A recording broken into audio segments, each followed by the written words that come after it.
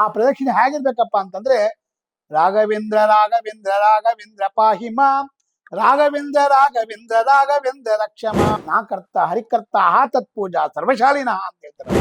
ನನಗೆ ಆ ಫೋಟೋನೇ ಇಟ್ಕೊಳಕ್ ಇಲ್ಲ, ಆ ಫೋಟೋನೇ ತೆಗೆದ್ಬಿಡ್ತೀನಿ ನಾನು ಅಂತಂದು ತಾಯಿ.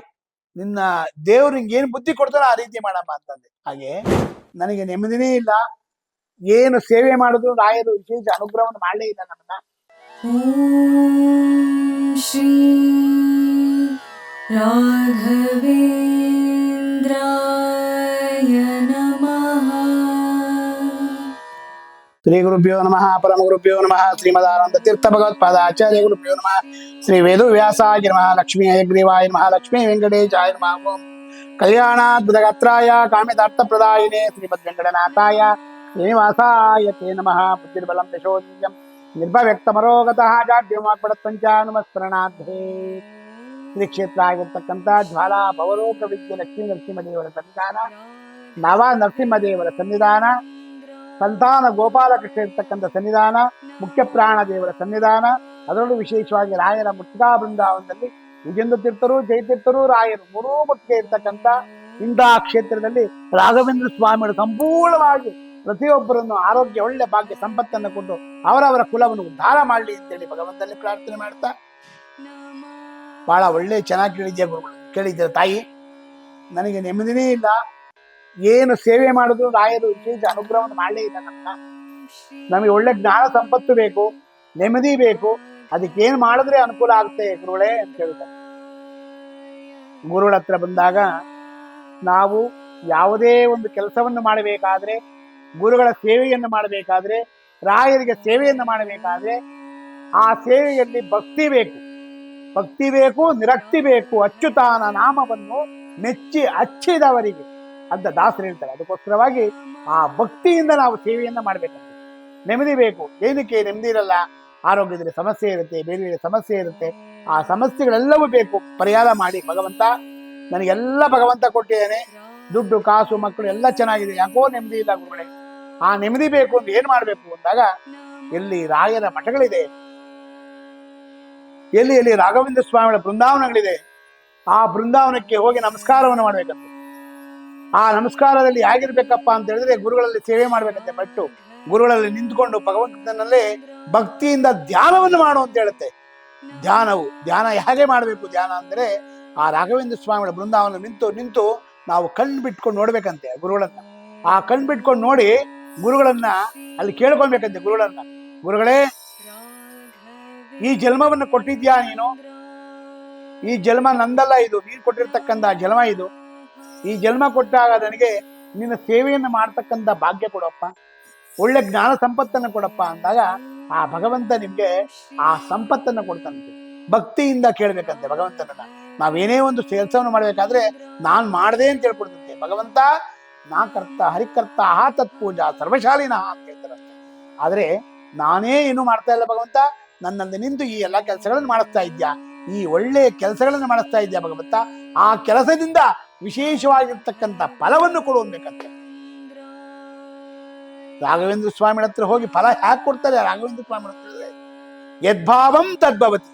ಭಗವಂತನನ್ನ ಧ್ಯಾನವನ್ನು ಮಾಡ್ಬೇಕಾದ್ರೆ ನೀವು ಮನೆಯಲ್ಲೇ ಆಗಲಿ, ರಾಯರ ಮಠದಲ್ಲಾಗಲಿ 2 ತುಪ್ಪ ದೀಪವನ್ನು ಹಚ್ಚಬೇಕಂತೆ.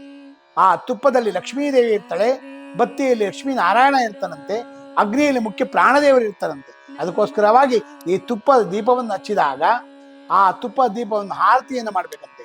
ಆ ರಾಯರ ಮಠಕ್ಕೆ ಹೋದಾಗ ಆ ದೀಪವನ್ನು ಹಚ್ಚುತ್ತಿರಲ್ಲ ನೀವು, ಹಚ್ಚಿದಾಗ 5 ಪ್ರದಕ್ಷಿಣೆಯನ್ನು ಮಾಡ್ಬೇಕಂತೆ. ತುಪ್ಪ ದೀಪ ಇಟ್ಕೊಂಡು ದೀಪವನ್ನು ಇಟ್ಕೊಂಡು 5 ಪ್ರದಕ್ಷಿಣೆಯನ್ನು ಮಾಡ್ಬೇಕಂತೆ.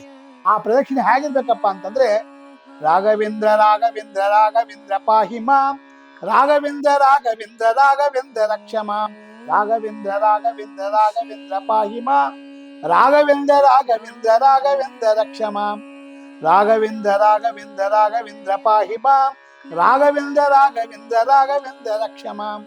ರಕ್ಷಣೆ ಮಾಡ್ತಕ್ಕಂಥವನು ನೀನೆ, ಪಾಲನೆ ಮಾಡ್ತಕ್ಕಂಥವನು ನೀನೆ. ಅದಕ್ಕೋಸ್ಕರ ಈ ಮಂತ್ರವನ್ನು ಪಠನೆಯನ್ನು ಮಾಡಿ 5 ಪ್ರದಕ್ಷಿಣೆಯನ್ನು ಮಾಡಿ ಗುರುಗಳ ಮುಂದೆ ನಿಂತ್ಕೊಂಡು ನಿನ್ನ ಕಷ್ಟಗಳು ಏನಿದೆ ಆ ಕಷ್ಟಗಳೆಲ್ಲ ರಾಯರ ಮುಂದೆ ಹೇಳ್ತಾರೆ. ಈ ಕಷ್ಟಗಳಿಂದ ಪರಿಹಾರ ಮಾಡಿ ನನಗೆ ಒಳ್ಳೆ ಜ್ಞಾನ ಸಂಪತ್ತನ್ನು ಕೊಟ್ಟು, ಆರೋಗ್ಯದಲ್ಲಿ ಸಮಸ್ಯೆಗಳಿದೆ, ಏನು ಸಮಸ್ಯೆಗಳಿದೆ, ಮಕ್ಕಳಲ್ಲಿ ಸಮಸ್ಯೆ ಎಲ್ಲ ಕೇಳಬೇಕಂತೆ. ಆ ಕೇಳಿದಾಗ ಆ ಗುರುಗಳು ವಿಶೇಷವಾಗಿ ಹೋಗಿದ್ದ ದಿವಸನೇ ಒಳ್ಳೇದು ಮಾಡಲ್ಲ ಅವರು. ಹೋಗ್ತಾ ಹೋಗ್ತಾ ಹೋಗ್ತಾ ಎಲ್ಲ ನಮ್ಮ ಕರ್ಮ ಸವಿಬೇಕಲ್ಲ. ನಾವು ಯಾವುದೋ ಪೂರ್ವಜನ್ಮ ಕರ್ಮಗಳು ಮಾಡಿರ್ತೀವಿ, ಅದು ಸವಿಯಕ್ಕೋಸ್ಕರವಾಗಿ ಭಗವಂತ ವಿಶೇಷವಾಗಿ ಎಲ್ಲವೂ ಕೊಡ್ತಾನಂತೆ. ಯಾರೋ ನಂಗೆ ಹೇಳಿದ್ರು, ರಾಘವೇಂದ್ರ ಸ್ವಾಮಿಗಳಿಗೆ ವಿಶೇಷವಾಗಿ ಪೂಜೆ ಮಾಡ್ತಾನೆ ಇದ್ದೀನಿ ನಾನು. ಆ ಪೂಜೆ ಮಾಡಿದ್ರು ನಂಗೆ ರಾಯರು ಹೊಂದಿಲ್ಲ, ಫೋಟೋ ಇಟ್ಕೊಂಡು ಪೂಜೆ ಮಾಡ್ತಾನೆ ಇದ್ದೀನಿ, ರಾಯರು ನಂಗೆ ಏನು ಕೊಟ್ಟಿಲ್ಲ, ಏನು ಮಾಡಬೇಕು ಅಂತ ಕೇಳಿದ್ರು ನನ್ನ. ಅದಕ್ಕೋಸ್ಕರ ನಾನು ಹೇಳಿದೆ, ನೋಡಮ್ಮ ನಿನಗೆ ರಾಯರು ಏನು ಬುದ್ಧಿ ಕೊಡ್ತಾರೋ ಅದು ಮಾಡುವಂತೆ. ಆ ರಾಯರು ಹೇಳಿದೆ, ಅವ್ರು ಹೇಳಿದ ಅಮ್ಮ ಹೇಳಿದ್ ನನಗೆ ಆ ಫೋಟೋನೇ ಇಟ್ಕೊಳಕ್ ಇಲ್ಲ, ಆ ಫೋಟೋನೇ ತೆಗೆದ್ಬಿಡ್ತೀನಿ ನಾನು ಅಂತಂದು. ತಾಯಿ ನಿನ್ನ ದೇವ್ರು ನಿಂಗೆ ಏನು ಬುದ್ಧಿ ಕೊಡ್ತಾರೋ ಆ ರೀತಿ ಮಾಡಮ್ಮ ಅಂತಂದು. ಹಾಗೆ ಭಕ್ತಿಯಿಂದ ಮಾಡಿದಾಗ ಭಗವಂತ ರಾಘವೇಂದ್ರ ಸ್ವಾಮಿಗಳು ಗುರುಗಳು ಏನಪ್ಪಾ ಅಂತ ಹೇಳಿದ್ರೆ, ಬಹಳ ದಿವಸ ನಮ್ಗೆ ಗುರುಗಳು ಅನುಗ್ರಹ ಮಾಡ್ಬೇಕಾದ ಏನಪ್ಪಾ ಅಂದ್ರೆ, ತಾಯಿ ಗರ್ಭದಲ್ಲಿ 9 ತಿಂಗಳ ಕಾಲ ಹೊತ್ತಾಳಂತೆ. 9 ತಿಂಗಳಾದ ಮೇಲೆ ಆ ಮಗು ಜನನ ಆಗುತ್ತಂತೆ. ಅದಕ್ಕೋಸ್ಕರವಾಗಿ 9 ತಿಂಗಳ ಕಾಲ ಅವಳಿಗೆ ಎಷ್ಟು ಕಷ್ಟ, ಸುಖ, ದುಃಖ ಎಲ್ಲ ಇರುತ್ತೆ. ಅದನ್ನೆಲ್ಲ ಪಾಲನೆ ಮಾಡ್ತಾರಂತೆ. ಅದೇ ರಾಘವೇಂದ್ರ ಸ್ವಾಮಿ ಅಷ್ಟೇ ಎಲ್ಲವೂ ನೋಡ್ತಾ ಇರ್ತಾರಂತೆ. ನೋಡಿ ನೋಡಿ ನೋಡಿ ವಿಶೇಷ ಅನುಗ್ರಹ ಮಾಡ್ತಾರಂತೆ. ಅದಕ್ಕೋಸ್ಕರವಾಗಿ ಕಷ್ಟ ಸುಖವಾಗಲಿ, ಬಹು ದುಃಖವಾಗಲಿ, ಸಕನೀನಾಗಿರು ಪಾಂಡುರಂಗ, ನಿಖಿಲಾಂತರ್ಗತ ವ್ಯಾಸ ವಿಠಲ ತವ ಮುಖ ಪಂಕಜ ತೋರೋ ಪಾಂಡುರಂಗ. ಸುಖದಲ್ಲೂ ದುಃಖದಲ್ಲೂ ಎಲ್ಲವೂ ನೀನೇ ಇರ್ತೀಯ ಭಗವಂತ. ಇದನ್ನೆಲ್ಲ ವಿಶೇಷವಾಗಿ ಅನುಗ್ರಹವನ್ನು ಮಾಡು. ನಿನ್ನ ಸೇವೆ ಮಾಡೋ ಭಾಗ್ಯ ನಮಗೆ ಕೊಡು. ಈ ಸೇವೆಯಿಂದ ನನಗೆ ಒಳ್ಳೆ ಕಷ್ಟಗಳನ್ನೆಲ್ಲ ಪರಿಹಾರ ಮಾಡುವಂದಾಗ ಆ ಭಗವಂತ ಕೆಲವಾರು ದಿನಗಳ ಕಳೆದ ತಕ್ಷಣವೇ ಅನುಗ್ರಹವನ್ನು ಮಾಡ್ತಾರಂತೆ. ಅವರವರ ಕಷ್ಟಗಳ ಪರಿಹಾರಕ್ಕೋಸ್ಕರವಾಗಿ ಯಾವುದೇ ಒಂದು ದೇವಸ್ಥಾನಕ್ಕಾಗಲಿ, ಬೇರೆ ದೇವಸ್ಥಾನಕ್ಕೆ ಬೇರೆ ದೇವರ ಕೆಲಸಗಳು ಮಾಡಬೇಕಾದ್ರೆ ಭಗವಂತ ತಕ್ಷಣ ಕರೆಯಲ್ಲ. ಅವರಿಗೆ ಜ್ಞಾನ ಭಕ್ತಿ ಬಂದಾಗ, ಅವರಿಗೆ ಭಗವಂತ ಅನುಗ್ರಹವನ್ನು ಮಾಡಿದಾಗ ಮಾತ್ರನೇ ಅವ್ರು ರಾಯರ ಮಠಕ್ಕೆ ಬಂದು ನಮಸ್ಕಾರ ಮಾಡೋಕ್ಕೆ ಭಾಗ್ಯ ಸಿಗುತ್ತೆ. ಆ ಸಿಗಬೇಕಾದ್ರೆ ಆ ಕರ್ಮಗಳೆಲ್ಲ ಪರಿಹಾರ ಆಗಬೇಕು. ಆ ಕರ್ಮ ಪರಿಹಾರ ಆಗೋಸ್ಕರವಾಗಿ ಆ ಗುರುಗಳಿಗೆ ನಮಸ್ಕಾರವನ್ನು ಮಾಡಬೇಕು. ಆ ನಮಸ್ಕಾರದಿಂದನೇ ವಿಶೇಷ. ಅದರಲ್ಲೂ ವಿಶೇಷವಾಗಿ ಈ ನಮಸ್ಕಾರದಿಂದ ಆ ಭಗವಂತ ರಾಘವೇಂದ್ರ ಸ್ವಾಮಿಗಳು ಸಂಪೂರ್ಣವಾಗಿ ಅನುಗ್ರಹವನ್ನು ಮಾಡ್ತಕ್ಕಂಥವ್ರು ಆಗ್ತಾರೆ. ಅದಕ್ಕೆ ಸೇವಾಕ ನಿಲೋ ನಾನು ದಾರಿಸಿ ಬಂದೆನು ಸೇವೆಯೊಳಗೆ ನೀನು. ಸೇವಕನ ಸೇವೆಯನ್ನು ಸೇವಿಸಿ ಸೇವಕ ಭಾವವೀಯುತ ಗಾಹು ಮಾಡದೆ ಪರೆಯ ದೊರೆಯೋಳು ಭಾವನಾತ್ಮಕ ಭಾವ ಕರುಣೆ ಬಾರೋ ಗುರು ರಾಘವೇಂದ್ರ ಅಂತ ಹೇಳ್ತಾರೆ. ಇಂಥ ಗುರುಗಳ ಸೇವೆಯನ್ನು ಮಾಡಬೇಕಾದ್ರೆ ಆ ಗುರುಗಳ ಹತ್ರ ಹೋದಾಗ ಆ ಗುರುಗಳು ವಿಶೇಷವಾಗಿ ಅನುಗ್ರಹವನ್ನು ಮಾಡ್ತಾರಂತೆ. ಆ ಗುರುಗಳ ಅನುಗ್ರಹವನ್ನು ಮಾಡಬೇಕಾದ್ರೆ ಸ್ವಲ್ಪ ಕಾಯ್ಬೇಕಂತೆ. ನಾವು ದೇವಸ್ಥಾನಕ್ಕೆ ಹೋಗ್ತೀನಿ, ಅರ್ಜೆಂಟು ಕೆಲ್ಸಕ್ಕೆ ಹೋಗ್ಬಿಡ್ತೀನಿ ಅಂದ್ರೆ ಆಗಲ್ಲ. ಆ ಗುರುಗಳ ಹತ್ರ ಹೋದಾಗ ಒಂದು 5 ನಿಮಿಷ ನಾನು ಕೂತ್ಕೊಂಡು ಧ್ಯಾನವನ್ನು ಮಾಡಿ, ರಾಯರೇ ನೀನು ನನ್ನ ಕರ್ಸ್ಕೊಂಡಿದ್ಯಪ್ಪ, ಈ ಎಲ್ಲ ಕೆಲಸ, ಈ ದೇಹ ಎಲ್ಲ ನಿಂದು, ಈ ನೀನು ಕೊಟ್ಟಿರ್ತಕ್ಕಂಥ ಆಸ್ತಿನೋ ಇದು, ನೀನು ನನ್ನ ಉದ್ಧಾರ ಮಾಡಬೇಕು ಅಂದಾಗ ಆ ಭಗವಂತ ವಿಶೇಷ ಅನುಗ್ರಹವನ್ನು ಮಾಡ್ತಾನಂತೆ. ಅದಕ್ಕೋಸ್ಕರವಾಗಿ ಇಂಥ ಕಷ್ಟಗಳು ಏನೇ ಇದ್ರು ಎಲ್ಲವನ್ನು ಪರಿಹಾರ ಮಾಡೋದು ಯಾರು? ನಮ್ಮ ಗುರುಗಳಾಗಿರ್ತಕ್ಕಂಥ ರಾಘವೇಂದ್ರ ಸ್ವಾಮಿಗಳು ವಿಶೇಷ ಅನುಗ್ರಹ ಮಾಡ್ತಾರೆ. ಅವರ ಅಂತರ್ಯಾಮಿ ಆಗಿರ್ತಕ್ಕಂಥ ಮುಖ್ಯ ಪ್ರಾಣದೇವರು, ಅವರ ಅಂತರ್ಯಾಮಿ ಆಗಿರ್ತಕ್ಕಂಥ ಮೂಲರಾಮದೇವರು, ನರಸಿಂಹದೇವರು. ನರಸಿಂಹೋ ಅಖಿಲ ಜ್ಞಾನ ಮತದ್ವಾಂತ ದಿವಾಕರ ಜಯತಿ ಸುಜ್ಞಾನ ಸುಖ ಶಕ್ತಿ ಪಯೋನಿಧಿ ಅಂತೇಳಿ ಭಗವಂತನ ಪ್ರಾರ್ಥನೆ ಮಾಡ್ತಾ, ನಮೋ ಬ್ರಹ್ಮಣ್ಯ ದೇವಾಯ ಗೋ ಬ್ರಾಹ್ಮಣಗಿತಾಯ ಚ ಜಗದ್ವಿತಾಯ ಕೃಷ್ಣಾಯ ಗೋವಿಂದಾಯ ನಮೋ ನಮಃ.